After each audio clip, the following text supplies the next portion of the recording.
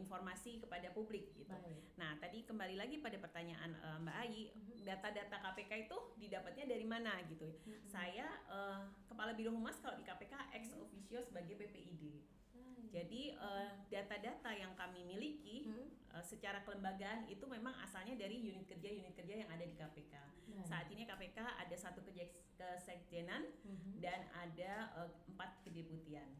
Ya, masing-masing unit kerja itu akan memiliki data-data sendiri di masing-masing unit kerja yang mereka kemudian mengelola data-data dari unit kerja itu. Nah, PPID dalam hal ini mempunyai tugas untuk mengkoordinasikan masing-masing unit kerja.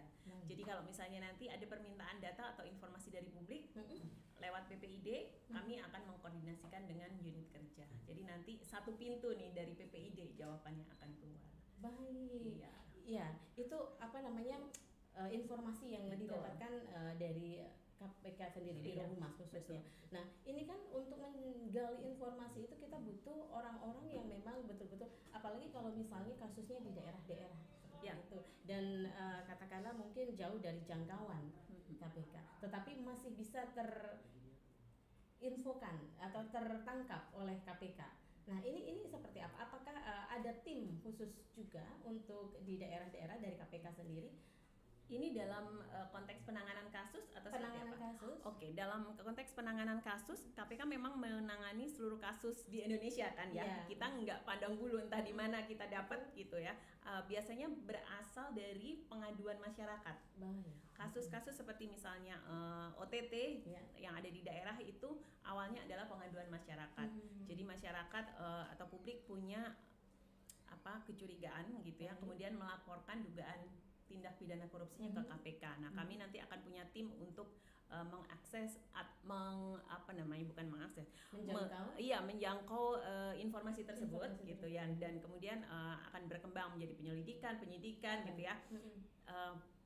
Dari informasi di daerah bisa kami jangkau gitu. Jadi dengan tim penindakan yang ada di KPK itu sudah lengkap untuk menjangkau untuk penanganan kasusnya. Baik. Kalau untuk pencegahan beda lagi.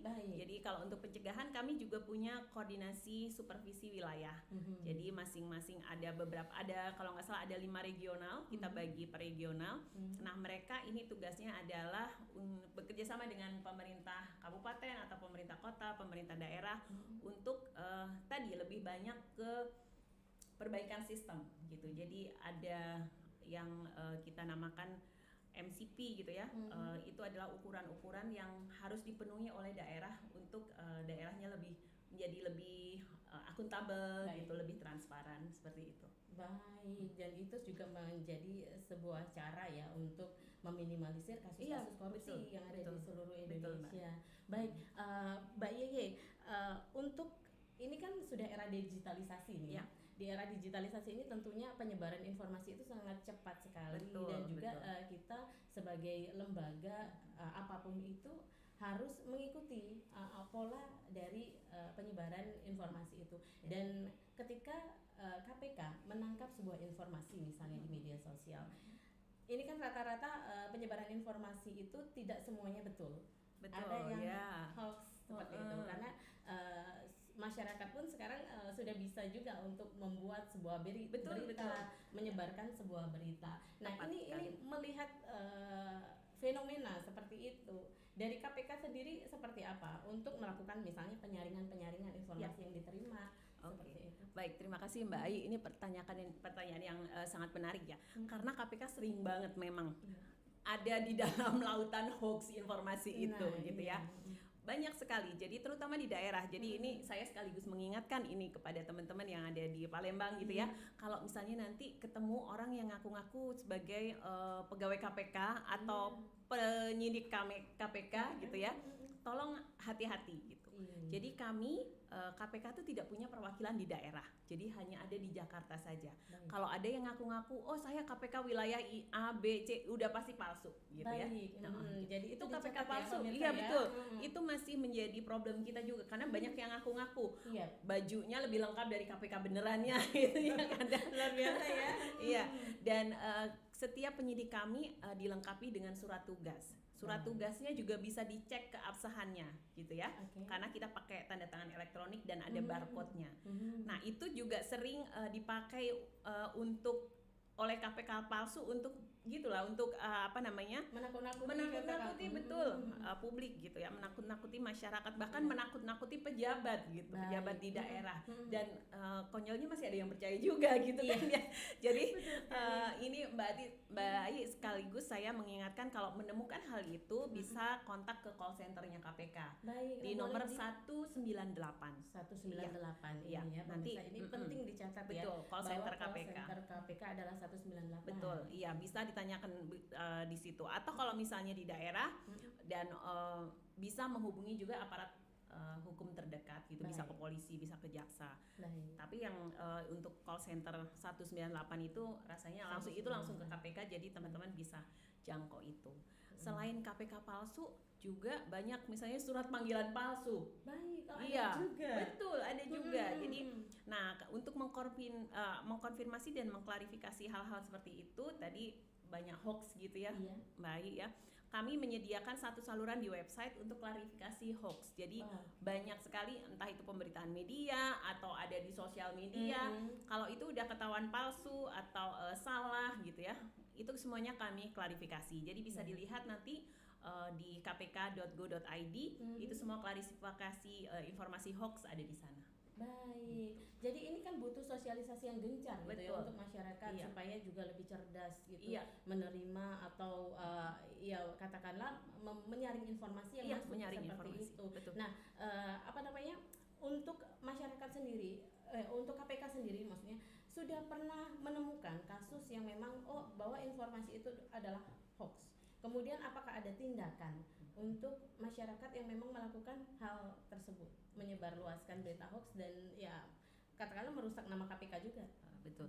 Iya, selama ini yang kami temukan adalah memang informasi-informasi yang tidak sahih gitu ya, yang sejauh ini masih bisa kita klarifikasi gitu. Jadi kami melakukan klarifikasi, kemudian kita sebarkan klarifikasi tersebut lewat media dan juga sosial media KPK. Jadi itu bisa tertangani.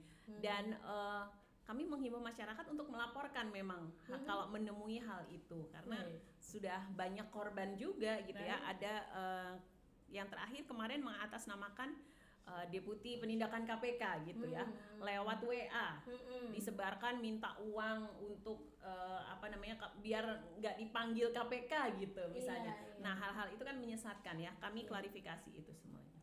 Baik, ada nggak tindak tegas buat para pelaku ini yang tidak bertanggung jawab? Kami sudah melaporkan juga ke kepolisian ya hal-hal seperti itu. Jadi karena udah cenderung ke pemerasan ya. Dan mengganggu ya untuk publik sendiri. Baik, nah ini sosialisasi yang dilakukan KPK salah satunya adalah merangkul kehumasan di daerah-daerah dan di pemerintah baik kota maupun provinsi. Nah ini saya lihat Mbak Yeye dan tim datang ke Kota Palembang, datang ke Bakohumas Kominfo gitu. Nah ini sebenarnya ada goals nggak yang ingin dicapai dari KPK sendiri dalam merangkul kehumasan pemerintah provinsi maupun kabupaten kota? Iya baik, terima kasih Mbak. Jadi kami memang sebelumnya sudah punya kolaborasi yang cukup bagus dengan teman-teman Diskominfo di Pulau Jawa ini gitu ya. Tahun lalu kita mengadakan festival media sosial anti korupsi dengan teman-teman Diskominfo di Jogja. Nah ini kolaborasi ini ternyata berjalan dengan baik dan tahun ini kami ingin merambah ke Sumatera gitu. Dan Palembang menjadi salah satu tujuan yang sekarang kita kunjungi. Kami melihat ada potensi yang sangat bagus gitu ya di Palembang, influencernya mungkin banyak, kemudian informasi-informasinya juga banyak gitu ya. Dan kalau dari KPK tujuan utamanya sebenarnya adalah mau cari temen nih gitu ya, cari temen berkolaborasi bareng untuk mensosialisasikan tentang nilai-nilai anti korupsi, tentang kampanye-kampanye anti korupsi, dan bekerja sama dengan teman-teman Diskominfo. Mereka kan pasti sudah punya aset nih Mbak Ai gitu ya, punya aset, SDM-nya juga oke gitu ya, dan kolaborasinya akan keren lah pokoknya gitu. Jadi kita melihat ada potensi itu, makanya kami tim humas nih datang ke sini nih 2 hari tapi full kegiatannya gitu ya. Nggak hanya dengan teman-teman Diskominfo tapi juga dengan para influencer yang ada di daerah gitu.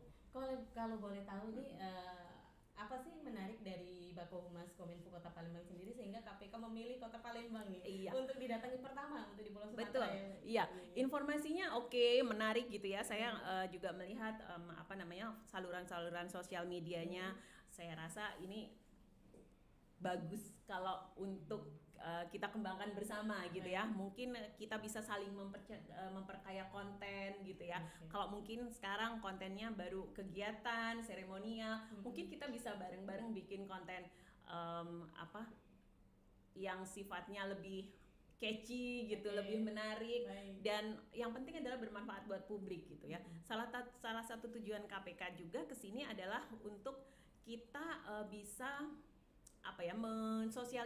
mensosialisasikan lewat layanan-layanan publik yang dimiliki oleh Pemkot atau pemerintah daerah gitu ya. Karena di layanan publik itu kan biasanya tempat publik berkumpul, mendapatkan layanan. Nah, itu adalah sasaran yang sangat bagus untuk kita bisa utama ya. Betul, untuk bersama-sama punya konten-konten anti korupsi, dan disitulah untuk disebarkan. Ini selain pemerintah nih, kan banyak juga stakeholder yang berkaitan yang bisa menyebarkan informasi-informasi mengenai kampanye anti korupsi katakanlah seperti itu. Salah satunya ini masyarakat. Nah, bagaimana untuk apakah masyarakat juga bisa dilibatkan seperti itu oleh KPK untuk nih seperti contohnya influencer tadi ya?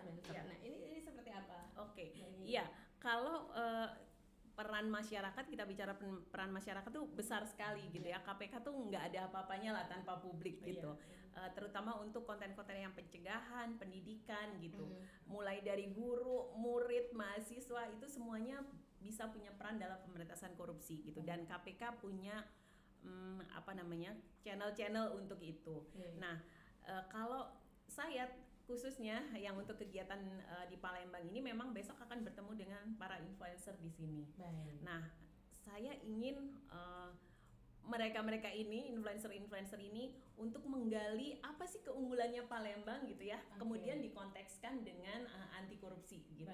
Jadi nilai budayanya dapat gitu ya, nilai anti korupsinya dapat. Baik, jadi memang mengkolaborasikan nilai budaya dan nilai anti korupsi tadi ya bersama masyarakat Palembang seperti itu. Nah, kalau Mbak Yeye beberapa kali sudah datang ke Kota Palembang, gimana nih melihat Kota Palembang potensinya untuk masyarakatnya ikut berkolaborasi bersama KPK sendiri ini seperti apa? Potensinya sangat besar gitu ya. Jadi antusias teman-teman di Palembang ini juga luar biasa besar gitu. Jadi kemarin ketika kami membuka pendaftaran untuk influencer yang mau ikut, itu juga banyak banget gitu ya. Banyak banget gitu. Dan kalau bicara mengenai isu yang akan kita bawa kan banyak sekali ya Mbak. Misalnya dalam waktu dekat kita menghadapi pilkada. Menghadapi pilkada ini kan pesta yang luar biasa besar setelah pemilu kemarin gitu ya. Dan di situ banyak isu yang bisa kita garap bersama gitu. Ya, itu soal integritas calon-calonnya, kemudian kembali lagi kayak waktu KPK kemarin di pemilu, ini kampanyenya ya hajar serangan fajar karena itu masih relevan kan dengan pilkada nanti. Nah, kami harap hal-hal seperti itu bisa kita garap bareng lah dengan cara yang menarik, cara yang khas Palembang ya gimana sih gitu loh. Iya betul. Iya, salah satu yang menarik memang melibatkan para influencer dan masyarakat Palembang karena memang tidak bisa dipungkiri ya media sosial itu menjadi wadah dan sarana tersendiri ya. Cepat menyebarkan gitu ya. Informasi yang cepat gitu ya dan menarik kan karena sekarang orang banyaknya video gitu ya. Kayak kita podcast sekarang. Gitu. Baik, kalau KPK sendiri ada media sosial yang memang saat ini sedang digencarkan? Betul. Jadi kami di KPK mengelola, di Biro Humas juga mengelola beberapa sosial media mulai dari YouTube, kemudian Instagram, Facebook, TikTok ini baru akan dirintis gitu ya. Dan semua itu ikut juga melibatkan teman-teman influencer gitu ya. Kemudian banyaklah semua pemangku kepentingan yang berkaitan dengan anti korupsi bisa menjadi bagian dari situ. Baik, adakah kategori di masyarakat yang bisa terlibat atau para influencer yang bisa terlibat gitu dalam mengkampanyekan anti korupsi? Enggak sih, sepertinya kalau kategori hampir semua orang bisa gitu ya. Tapi kita juga sebenarnya mengedukasi publik untuk menjadi pelapor untuk dugaan tindak pidana korupsi. Itu juga penting Mbak ya. Jadi kita lewat Direktorat Pelayanan dan Pengaduan Masyarakat itu memang menerima pengaduan-pengaduan dari tindak pidana korupsi yang ada di publik gitu. Cuma memang tidak semua laporan bisa ditindaklanjuti dan publik juga harus tahu bahwa kalau melaporkan ke KPK itu ada persyaratan-persyaratannya gitu. Misalnya KPK hanya menangani korupsi yang di atas 1 miliar gitu. Kemudian KPK hanya menangani kalau yang terlibat adalah penyelenggara negara gitu. Dan kalau misalnya kerugian negara yang tidak sampai 1 miliar dan tapi kasus korupsi itu merugikan banyak orang gitu ya, berdampak besar ya. Betul, berdampak besar. Nah, itu bisa dilaporkan ke KPK gitu. Baik, jadi memang harus butuh juga sosialisasi kepada masyarakat bagaimana syarat-syarat untuk melaporkan ke KPK jika ada hal-hal yang memang mencurigakan atau dicurigai. Iya, sebagai tindak pidana korupsi. Baik, kalau boleh tahu dalam sehari biasanya Biro Humas KPK menerima berapa laporan seluruh Indonesia? Kalau per bulan mungkin ya. Per bulan Penerimaan ini ya, permohonan informasi kalau ke Humas. Karena kalau laporan dugaan tindak pidana korupsi itu masuknya ke Direktorat Pelaporan dan Pengaduan Masyarakat. Divisinya berbeda. Kalau di Biro Humas sebulan mungkin bisa 700 sampai 1000 permohonan informasi yang masuk sih. Baik. Iya, itu banyak sekali. 700 sampai 1000. Iya. Nah, ini berarti butuh tim yang cukup banyak dan selektif. Iya betul. Jadi dan informasi itu, permohonan informasi itu masuknya lewat banyak channel gitu ya. Ada yang datang langsung, ada yang lewat demo. Jadi demo di KPK itu bisa sehari bisa 3 atau 5 kali gitu ya. Dengan lengkap dengan playlist demonya gitu.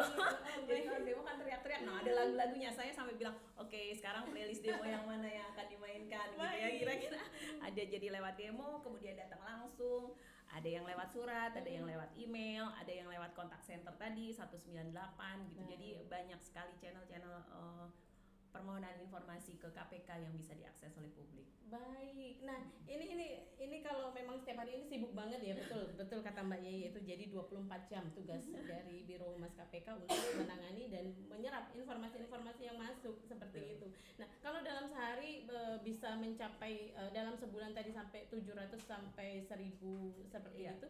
Lalu berapa persentase informasi yang masuk bisa ditangani oleh Biro Humas? Iya. Kami sebelumnya sudah mengklasifikasikan informasi-informasi yang ada di KPK ya. Jadi kalau mana yang informasi publik, mana yang informasi yang dikecualikan, semua informasi publik itu ada di dalam website KPK. Dan juga ada di website PPID, pip.kpk.go.id. Jadi informasi itu sebenarnya semuanya tersedia di situ. Jadi selama informasi publik masyarakat bisa langsung mengaksesnya lewat situ. Tetapi kalau misalnya informasi yang perlu pendalaman lagi, berarti kami membutuhkan waktu untuk berkoordinasi dengan unit-unit kerja yang lain untuk bisa memenuhi permintaan itu. Sejauh ini semua informasi publik bisa kita sampaikan sih, maksudnya kita bisa penuhi gitu. Dengan seleksi tadi ya, diseleksi. Nah, dari 700 sampai 1000 biasanya yang bisa diterima oleh KPK laporannya berapa persen? Kayaknya sekitar 75% sih bisa kita terima. Iya. Ya, lumayan banyak juga ya. Banyak. Baik, dan juga belum lagi soal ini ya, misalnya penelitian yang subyeknya KPK itu juga banyak sekali. Permohonan informasi. Baik. Nah, ini dengan terbuka luasnya ada link untuk pengaduan. Ini kan berarti masyarakat juga sudah mulai pintar gitu. Betul, ya, Mbak Yeye, dan apa ya? Ketika mereka menghadapi sebuah persoalan pun yang remeh-temeh, dari yang remeh-temeh sampai ke yang besar, ini langsung ngelapor nih gitu. Nah, ini ya itu tadi karena butuh seleksi juga dari Biro Humas KPK-nya sendiri. Nah, dari hasil seleksi yang masuk, laporan-laporan yang masuk tadi, bagaimana dari KPK sendiri untuk katakanlah menindak seperti itu, menindak dari laporan itu tadi? Maksudnya menindaklanjuti dari laporan-laporan tersebut. Iya, beberapa hal cara untuk menindaklanjuti, kita biasanya mengumpulkan informasi-informasi yang dibutuhkan gitu ya. Beberapa hal bisa kita jawab langsung kepada pemberi informasi, sebagian juga bisa menjadi seperti materi yang rupanya publik butuh informasi seperti ini, jadi kita bikin yuk gitu ya. Kita bikin misalnya entah konten, entah dalam bentuk seperti sekarang podcast, atau misalnya live di IG untuk misalnya tanya jawab dengan jubir. Nah, kita memaksimalkan sosial media seperti itu untuk memberikan informasi pada publik. Dan sosial media sekarang sudah mulai aktif juga. Betul, ya.